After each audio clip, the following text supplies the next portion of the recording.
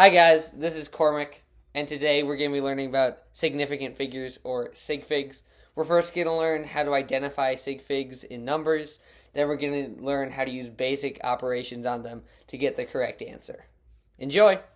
This is how to find significant figures in numbers. So our first number is 0.068. That's going to have two sig figs, the 6 and the 8, because all non-zero numbers are significant figures.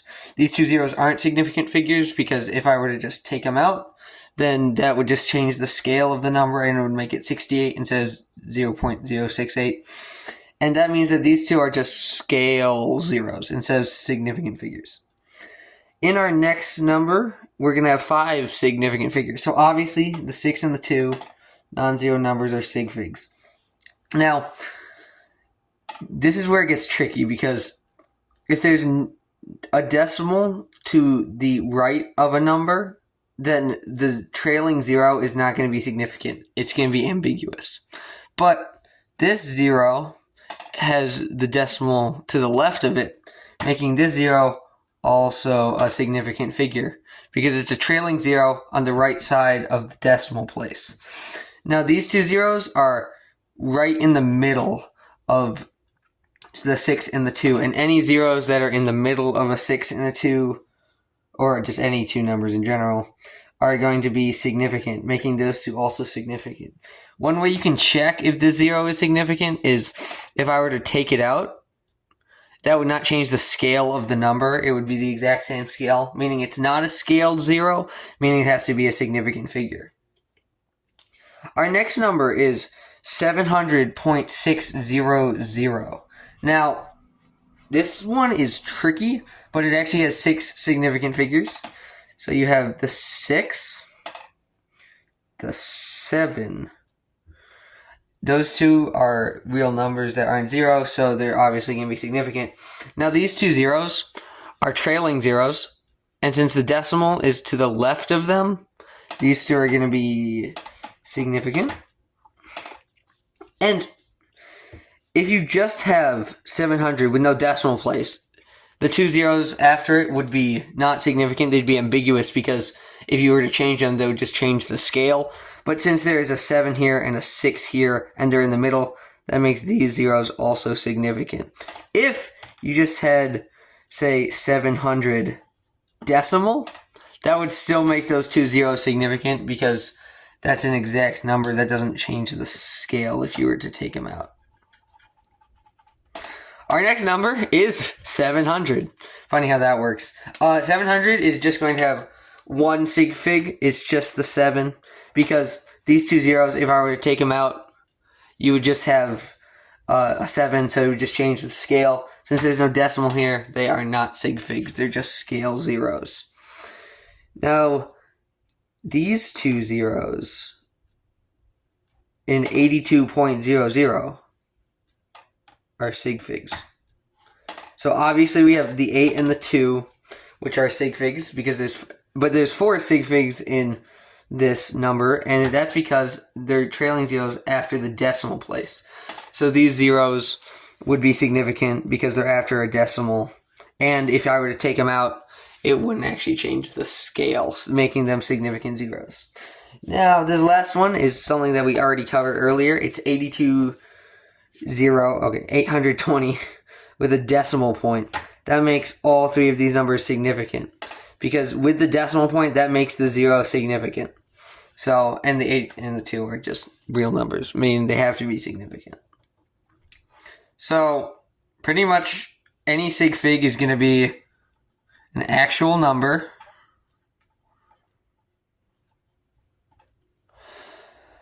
a sig fig will be a 0 that is wedged. Those wedged zeros are going to be like these two or these two. Those are the only wedged zeros because they're in between two actual numbers. Trailing zeros. Trailing zeros that are after a decimal.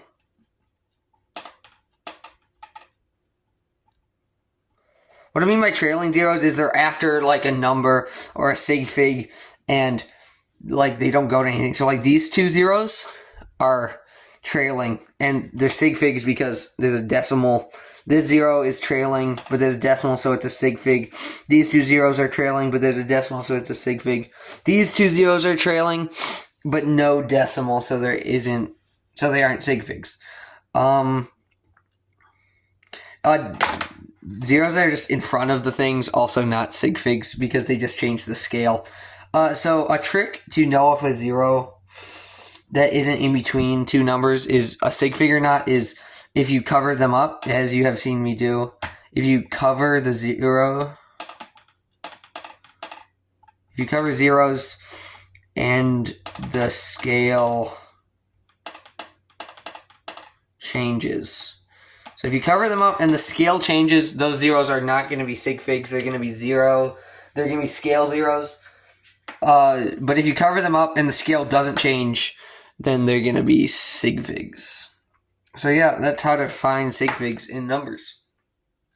Now we're going to learn how to use operations on sig figs and get answers that have the correct number of sig figs. So, for multiplication and division, what you need to know with the things being multiplied or divided is the least amount of sig figs, or how many sig figs they all have. So, if you had a problem like 3.4 times 27.8, this number has 2 sig figs, and this number has 3 sig figs. What you want to find, with all the numbers that you're multiplying and dividing, which one has the least amount of sig figs. In this case, it would be the 2. And that would mean that your answer has to have 2 sig figs. So when you take 3.4 times 27.8, you get 94.52. That number has 4 sig figs. Last time I checked, 2 is not equal to 4. So what you have to do is you have to round this so that it's only 2 sig figs. Now you round up. This 5 makes this go up. So the final answer would be 95 because that has 2 sig figs. And 2 and 2, that means that the answer to this problem would be 95 in chemistry. It's the exact same for division, except you're dividing. So like if you had 6,600 over 2.25. This number has 2 sig figs, which we just learned because there's no decimal here. This number has 3 sig figs. And so when you do that math, you get 2,933 and a third, which has an infinite number of sig figs. It's not helpful. We need to have it 2 sig figs, so we need to round this.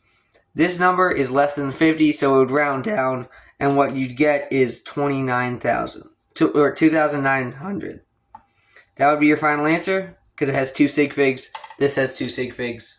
So, pretty much all you have to do is do the correct math, and then just find whatever number had the least amount of sig figs, and that's how many sig figs your answer has to have.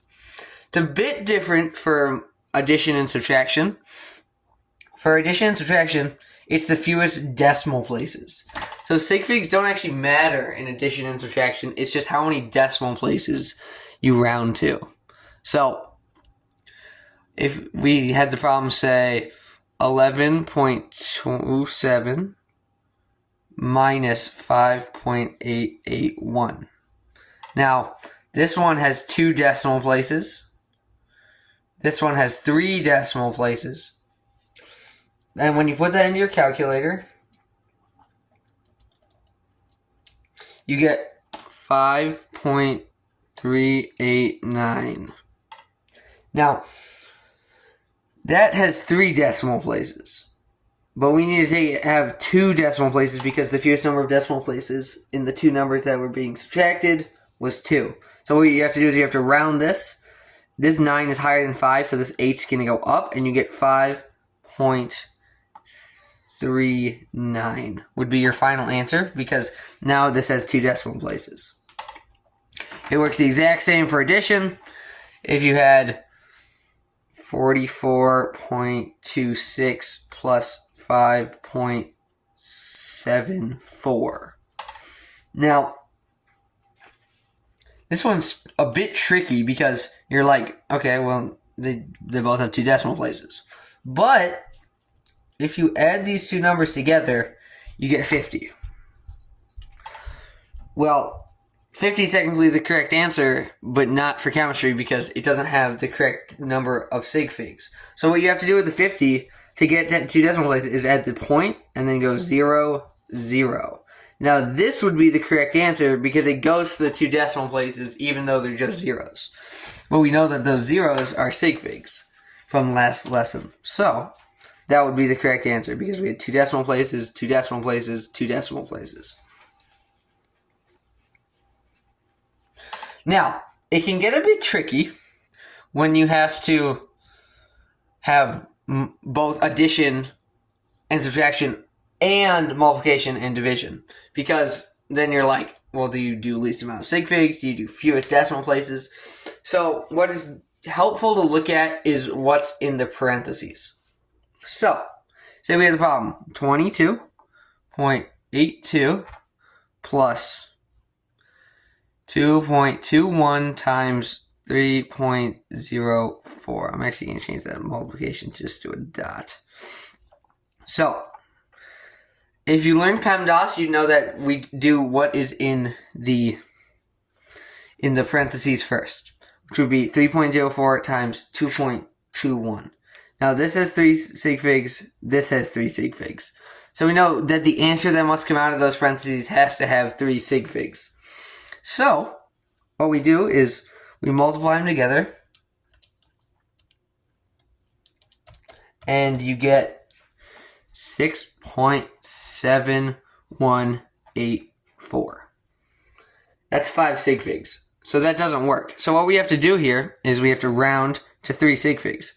This 8 would make it go up. So what we do is we take out the 8 and the 4, and this turns into a 2. Okay? So now we have 6.72 plus 22.82. Now, luckily, both of these numbers have 2 decimal places, so it's not going to be that tricky. So you just add them together. 6.72 plus 22.82. And you get 29.5. Be a 5.54. Now that would be the correct answer because 2 decimal places from the addition. That one was an easy one. But if we get a harder one, like say 65.70 divided by, in parentheses, 0.755 plus 3.145. Now, you start with the parentheses and you do 0.755 plus 3.145. But we know, since it's addition, that we go to the nearest decimal places. So, this has 3 decimal places. This also has 3 decimal places. But when you add them up, you actually get 3.9. Which is only 1 decimal place. So you have to add the 0, 0, meaning this thing has 4 sig figs. Now you have to take that number and you have to divide 65.70 with it. So you take 65.70 divided by 3.900. Now each of these numbers have 4 sig figs. And so your answer has to have 4 sig figs. And when you divide them, you put it in your calculator wrong, apparently. You get 16.84615385. Now, obviously, that's too many sig figs. So you have to round to 4 sig figs. Here's the 4th sig fig. This is above 5, so it makes it go up. And so your final answer will be 16.85. So that's basic equations with significant figures. Post-video, Cormac. We hope you enjoyed that one. And if you have any questions or would like to request what's on the next video, email this email right here. If not, have a good one.